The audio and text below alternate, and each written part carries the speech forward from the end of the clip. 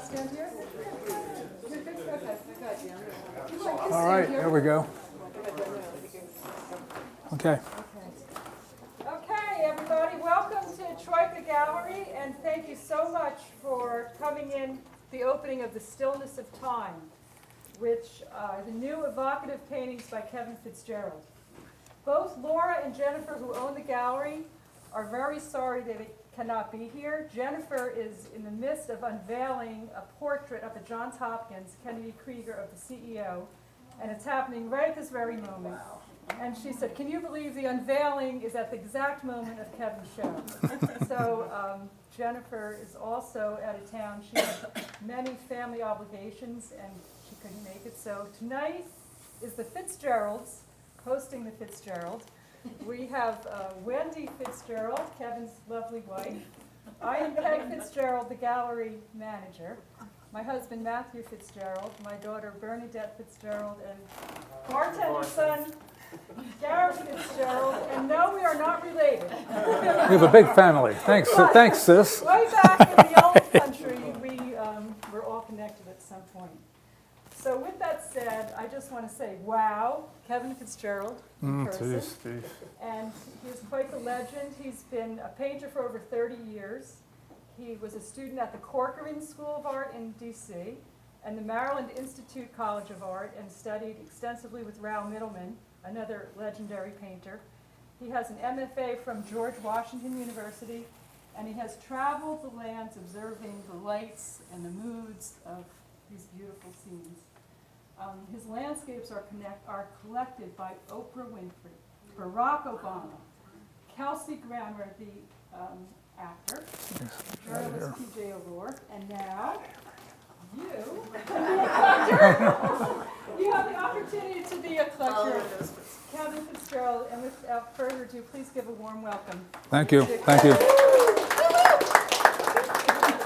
Thank you all for coming out. Thank you very much for being here. I think the introduction might be longer than the talk. It was going to be at first a Q&A and then a talk, and then I heard later a speech, and I started getting more worried to walk around the block. But anyway, I have a few vignettes I'd like to share just briefly that might inform a bit about the work and what I've been trying to do most of my life. But the idea, the name of the show, The Stillness of Time, is sort of a funny play on words. You know, stillness. You know, we're still here. I'm still. What's, you know, be still. So it's a word. The words are funny. Words don't get you everywhere you need to go. And imagery and inanimate objects sometimes do take you places that words can't. You know, words are. It's a symbol language that tries to describe emotion in us, and it does. It's the only thing we have to work with, but it's the best thing we have to work with for a common denominator. But the visual and the music, sounds of music, these kinds of things are older than say words exactly. So the stillness of time, time itself is a question mark. I think of Augustine, second century to third century Roman in Hippo in North Africa, a Roman province, but this is the height of the empire. And Augustine was a great pivotal figure, and he said many funny things, as well as all the religious foundations he laid. They said, like, time. I know what time is until you ask me to put it into words. And he talked about the past and the present being always here, the present, the future never here. The past was, but it's the present, it's like an eternity. So time for Augustine was something, for the first time in intellectual history, someone thought about time as something outside of just using it as a part of the language. Like, well, what time is it? Or I'm going to be here next time. Or the seasons, like in Ecclesiastes, a time for this, a time for that. But this is the first person that brought it out and thought, what is the nature of time itself? And we still don't quite know, do we? So we're working on that. So the inanimate objects, sometimes they exist like we exist. And we're temporal people. We're passing through. But it informed me. When I was a kid, I went to the National Gallery of Art and I saw people smiling at paintings and looking at things, and realized that moment that those people are just passing by. But that Rembrandt painting has been talking to people for 500 years or 400 years. And that's so that that inanimate object is existing. It shares existence with us, the animate, but that it somehow may be on a different plane of experience. And it certainly slowed time. It slowed time down. People stop and look. So I thought maybe I would try to, get that in my work if I was going to be a painter. I was thinking about that at the time. So I brought a pet rock with me. This is when I was a kid. I found this rock, and I think you can probably see a face in it. And it provoked me, to think. I don't know why, but I knew it was a very old rock, millions of years probably. There's a shell fossil in there, which is the eye, and I just never can get over it. So it's like an inanimate object, but whenever I look at this, I smile or I think, wow, time just goes away, whatever time is, and I'm back to that point when I picked it up off the ground somewhere. So that teases me out of all thought, as doth eternity, which John Keats said. Now, John Keats, this was another vignette, he happened to be in England about 200 years ago and was helping to give birth to the Romantic movement, which is the idea that we don't know everything anymore. We're not so certain. And the joke is, I'm usually right, but I'm always certain. We hear that in politics. People are certain about their certainty, but they're not necessarily always right. But anyway, Keats was lucky enough that he knew this group of people, Wordsworth and Shelley and Byron and Lord Elgin. Now, I was an art history teacher. I used to always say Elgin, the Elgin marbles. I always mispronounced it. And about a year ago, I looked it up and it's Elgin. So anyway, the Elgin marbles were saved by Lord Elgin in the 1700s. There was Turkey and Greece were beating each other to death for whatever apparent reason, who knows. But the Parthenon was still in perfect repair at the time. It had survived for 2,000 years because it was so perfectly beautiful. And these stone sculptures, and people will go and say, oh my God, look at that. Look at these marbles, these people, these giant gods and goddesses. And they were perfectly wrought and beautifully wrought by Phidias and Praxiteles and these guys. And they were a compass point for humanity. But the Greeks and the Turks were having a war, and they were blowing up. They stored powder in the Parthenon, and many of you know the history, and a mortar shot hit it and blew the roof off of it and tore it all to pieces. But it exists as a ruin, but the frieze was still there. These figures were up in there. So Lord Elgin, now he's a criminal, because he went and culturally appropriated these marbles, but really he saved them. Excuse me.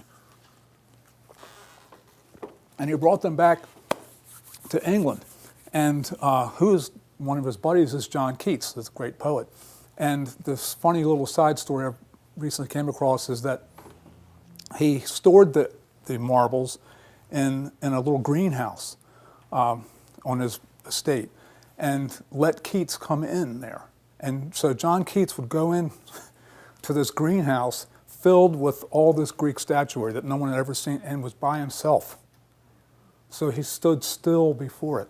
At the time, Keats was just having a moment. I can only imagine what came of that. And of course, Keats was to die at 26 years old, but he was one of these incandescent geniuses of poetry. And he wrote the Ode on a Grecian Urn and talked about his experience. Really, he was talking about that. He said there's a little vase here, and he saw little pictures of Greeks doing certain things. There's a little empty city, and there's somebody about to kiss somebody, and he looked at that, but he was talking about the Elgin marbles. And because it moved him so much to be in the presence of these stones, basically, which were never going to change. He realized that. And he knew he was. So anyway, he, lines in that poem, Ode on a Grecian Urn, it's the idea that, the idea again, first time that the inanimate object exists with us on an equal ground at least, maybe superior, because we're just passing through. We know what's going to happen. But so time,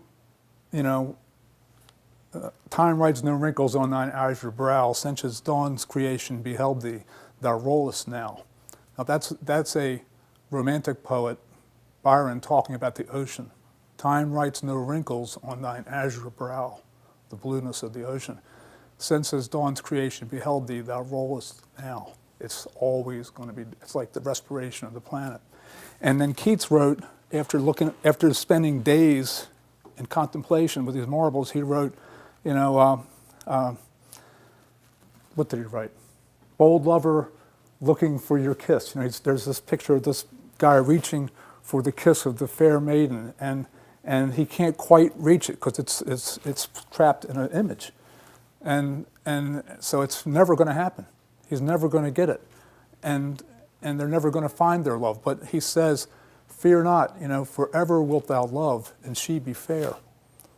So it just kills you, the way that he could see, the permanence of that, even though it didn't actually happen. It was at the moment of potentiality, So in paintings, I'm trying to keep those kinds of things in mind. I try to think of something that would be an interlocking inevitability of color, that somehow shapes that seem like they have to be that way, and the color has to be that way, and it remind us emotionally of states that we have that come to us in dreams. So I'm not trying to make anything that's too particular. As they say, as you gain the particular, you lose the infinite. So that's why poetry is so cool, because you can read a book and there's all this crap in a book, all this da-da-da-da-da-da, and she did this, he did that.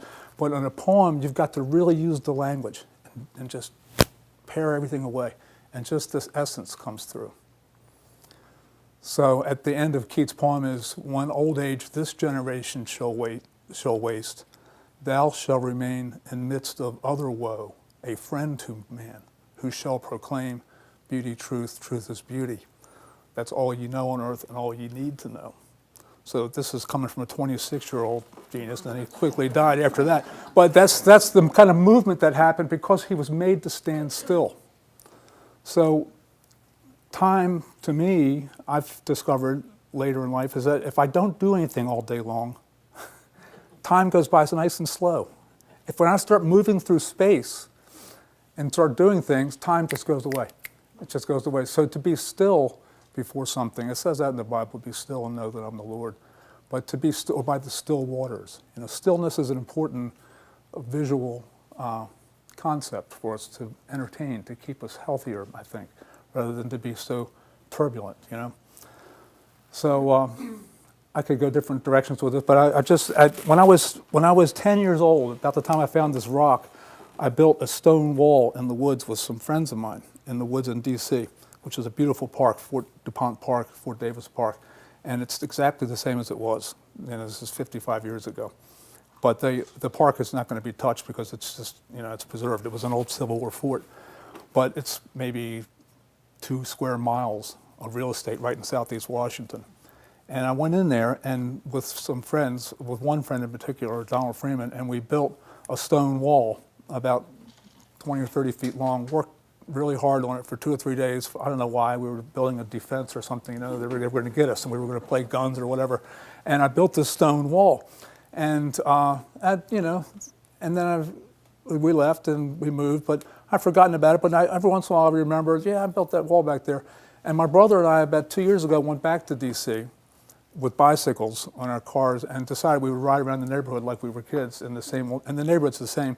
And we went out into the woods and you could see places where 3 forts had been built, but there used to be like rusty nails and things. Everything's gone like that. That's all. Time has taken care of that. Life has. But the stone wall we came across, and it's right there, exactly. It just blew me away. I tell you, I was choked up. I mean, it was like my parents called me in to get a peanut butter and jelly sandwich or something. And 55 years later, I came back out to the stone wall. And my brother and I were just freaking out. It was just really cool. But that time was still there at that place. And it's still there. And I don't think it'll be wrecked. But anyway, I'm trying to get those kinds of feelings to happen in a visual arrangement. And that's the idea about what I'm trying to do. So is there any questions. The pet rock will take them. See if I can find a way to express it. How do you experience that feeling of what you're trying to capture as you're standing there working on a painting? Well, it's How a does that- memory. It's a memory. I'm not really trying to do anything. It's blue collar. I just want to not think about it, and I've done it so long. It's just like I get a phone call or something, and I go across the studio and mix a color because I was working on some place, and I'm not even thinking about the painting or anything. I'm mixing, and I come back, and my hand and it's exactly the color I need. So I want to get into that mindlessness part. That my intentionality is always ruination. When you're trying to plan something, it's not a good idea. The cool stuff happens when you didn't expect it, and then you can be too self-referential. You can worry too much about what you're intending to do. You always trip and fall. You can't quite reach it. You have an idea in mind. If you try to write a story or try to put something down, you have this, oh man, that's so cool, I'm going to write that down. And as soon as you start writing, what happens? It kind of disappears. It kind of evaporates. But that's what you have to keep writing, So I just keep nailing it as far as going into the shop. I just mess a lot of paintings up. I make a big mess, and then I start again. Start another painting, start another painting, start another painting. And just, it's a process. So I have a question. I'm sorry. Go. Me first? Yeah, Okay. yeah. The colors, like you were just saying. Do you put the color on the painting and then see if it's going to work for you?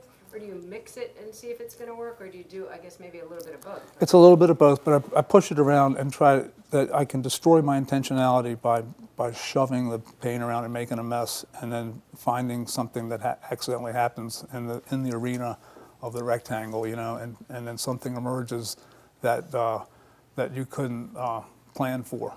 Yeah. So I'm tricking myself into a happy accident, let's say. And do you ever paint over, like you think, oh, that color's not working, so you paint over it with a different All the time. Okay.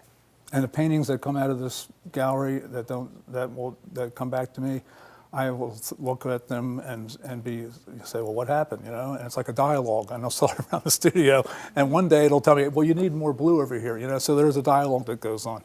And when paintings sell, it's a joke, but George Innes, the painter, said that you never really own the painting, whoever bought the painting. If I decide something needs to be changed, I'm coming to your house and I'm going to make the change. And that was in the 1880s. He came up with that one, so that was good. Is it all oil, or do you use acrylic? I use both, but it's all oil at the end. I start out with acrylic because it's quicker, and I get started with that, and then go to oil. That was my question, is Yes. whether you had decided for oil because of the quick drying of acrylic. Yeah, there's a lot of tricks in there. The oil is you can't quite get acrylic to do what oil does, which gives you that, there's several layers, and they're, of course, on the atomic level, I guess, but much thinner than a sheet of paper, but a layer of varnish, and then more color, and then more varnish, and then light's coming down through that surface, going through those varnished layers, bouncing back up at a different, and as you're moving around, your eye's receiving it in a different space each time, so it gives it a liveliness that simply a flat color can't do. So it's a multiplicity. So you varnish and then paint, and then varnish and then paint? Well, these are trade secrets now. We're getting there. The secrets of art are learned in secret. But yeah, that's just the thing. That's just glazing. You glaze and you don't like it, and you cover it up and you wait, and then you go hit it again. And then there's a buildup of richness of surface. That's the way that goes. Kevin, one of my favorite paintings, of yours, obviously. The way you work with colors and your landscapes and everything is just incredible. But it's amazing to me how you've captured, even working just with light and minimal colors. And I'm sure you remember what I'm talking about, but the nocturnal Yep. seashore with the waves. You can barely see it. It's a dark painting, and you can barely see it. And it's just, when you sit there in a room and it's, dimly lit, and you can, you just watch this painting, it's amazing how, and I don't know how you do it, and I don't want to know, I know It's- even with minimal light, it comes alive. And you're talking about time, and I think it's really neat. I never thought of it this way, but I can remember as a child, one of my favorite things was to get away from the boardwalk when we were there with my family and walk out toward the ocean. Yeah, yeah. And It's the- you got away from the sound and all the craziness, and you just heard the waves and this just deep darkness at night, And I can remember taking my children by the hand, when they were, years and years later, walking with Michelle hand in hand, close by the Sure. water. And then right now, even, it's one of my favorite things to do, and you captured it perfectly. And No, thank you. it's That's, just a very simple painting, but just, very complex. it's just thank you, Timeless yeah. to me. Well, it's trying to be not so much putting a harsh light on things, but that there's a suggestion, and again, the general is, according to Plato, the general is better than the specific. As we gain the particular, we lose the infinite, so that if it's darkened or twilight, it's something I've done a lot of in the past. I'm trying to be a little brighter now, but I'll always go back to that because it's called entelechy, the Greek word meaning about to be, about to come. So it's much more exciting if you're at that moment of potentiality. Like when you're packing for a vacation, it's so great. You're really loading the car up and getting ready to go somewhere, and then it's how great. That's entelechy. That's the potentiality is better than actuality. All right. I'm sorry to say.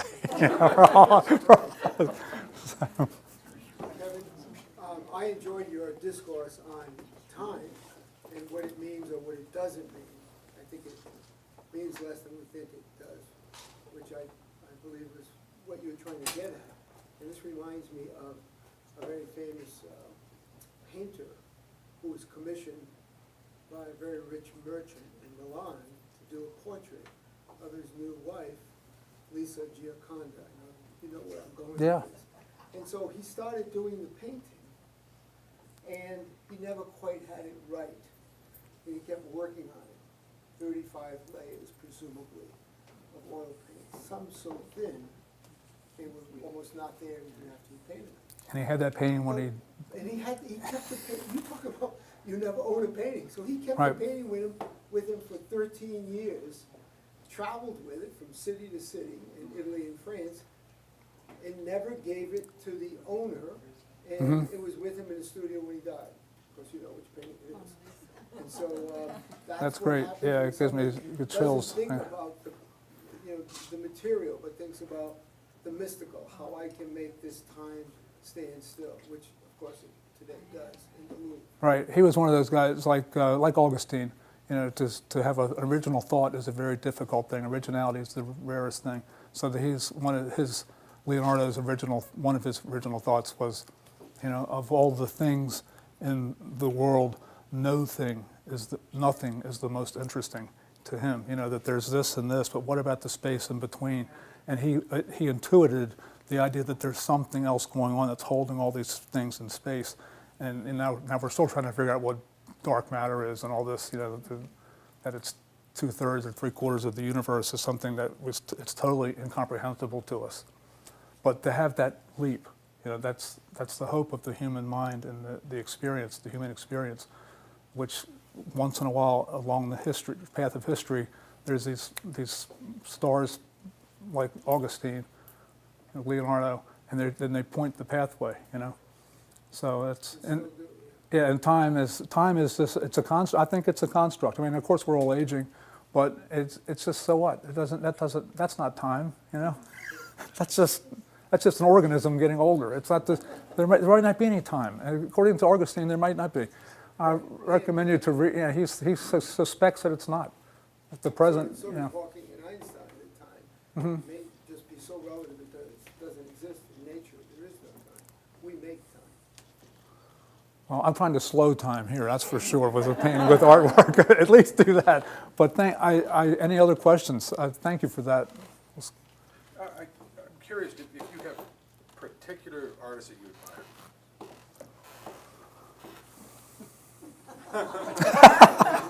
admire. Just so many. But a touchstone for me, I was trying to struggle to be a painter, and I was trying to be like Monet. I was doing plein air paintings all the time, just over and over and over again, and nothing was happening. And then I was in graduate school, and I was just, what the heck am I going to do? It took me 4 years to get the 2-year degree. I just was dropping out and getting back in. Do I want to be a painter? Do I want to do this? And then I came across in D.C. Albert Pinkham Ryder, and he's another one of these compass point people who realized something all alone in a tenement in New York. And he only has probably 30 or 40 known paintings, but he does very much what I do. I kind of steal from him my darker paintings, because he was getting this interlocking shapes of things that kind of relate to the real world, but they're like puzzle pieces that are metaphysical or that make us suggest to us that something else is going on that we don't know about. And that's what art does. Art awakens you. We're all walking along, G.K. Chesterton said, under a state of collective amnesia. We're all walking around amnesiacs. We don't know really how we got here, where we're going. We can believe about it, but we don't really know. So it's fine, we'll just go ahead and go to work and have a nice dinner or whatever. But because that's the amnesia. But when you come across a piece of art or a powerful piece of music or a great play, it can just bust you right down. Because it reminds you at that moment when you're in contact with that art that at least you've forgotten something. It reminds you that you forget. So that's the touch. And Albert Pinkham Ryder did that, and the Europeans recognized it first, of course, like Poe and like Melville. They were great in Europe. America didn't care about Poe or Melville. Poe a little bit, but Melville completely. And Melville's the great American writer in the 19th century. I've read Moby Dick a couple of times, and 30 years after I read it the first time, it's like, oh my God, I can't believe this, And you turn the page, it took me like 20 minutes to read one page, This consciousness level. But right with that is Albert Pinkham Ryder, who jumped into the subconscious mind at the time of Freud and all that, and made these paintings that were just about paint marks. And all this, it's like a Rorschach test. So that's what, so Albert Pinkham Ryder is the short answer for that. And everybody that ever tried. I love every artist under the age of 7. They're just the most fantastic art you ever, go into any elementary school, if you can get through security, and just see this unbelievable stuff, that the mind or the heart creates before you become ego-driven, before you say, oh my God, I can't, what are they looking at me, But it's so wonderful to see that stuff. I love that children's art. So. Yes, that's good. Thank you so much. Thank you so much.